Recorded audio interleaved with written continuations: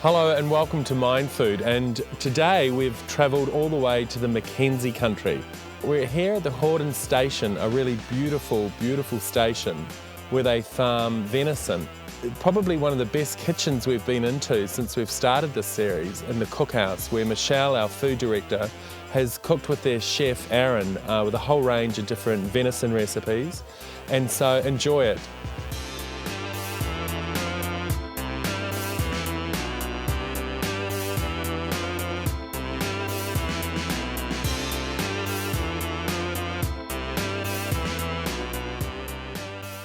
So what are we cooking today, Aaron?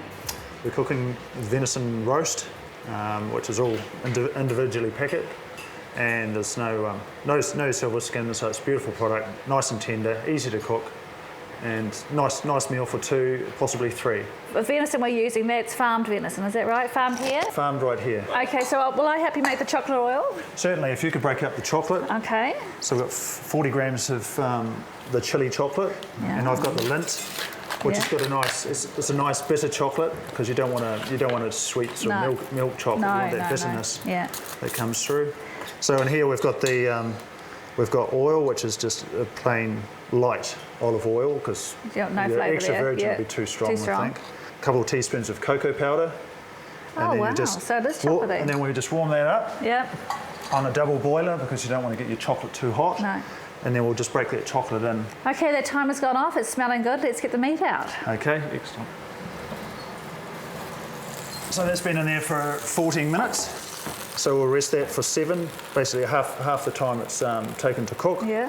So the rest in the blood and the juices will get absorbed and they sort of come out. So it's cooked all the way through, sort of medium to medium rare. Yeah. That's looking good. And do you have a secret for covering it, or do you just leave it? I'll just put a wee bit of tin foil over that, and you can just leave it. Okay, so we're going to heat up the parsnip and potato puree, which I've made earlier. So we'll just put enough for 2 or 3 portions in there. And how long will that mash keep in the fridge if you wanted to, use it during the week? If you've got it covered, it can be in there for a couple of days, no problems at all.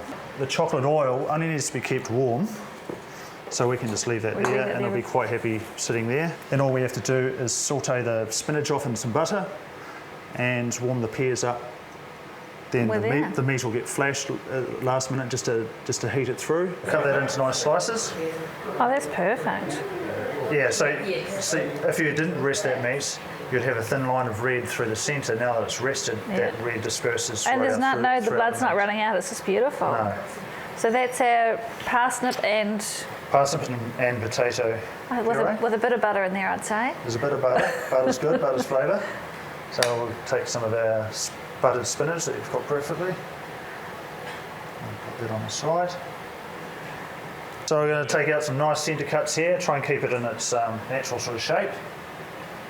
It's so lean, isn't it, that meat? It looks... Oh, it's beautiful. We've got our sauce here. Yeah, that's very glossy. Nice and glossy. Yeah. And basically, there's just some meat glaze. It's good. So tell me, what would the farmers say if you serve this one up tonight for them for dinner? Would they like it?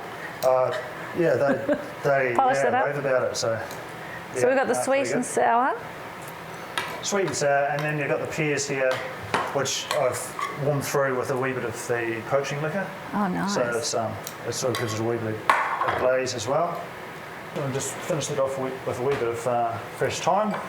You've grown that yourself in the garden? Yes, I just picked that this morning. Looks beautiful.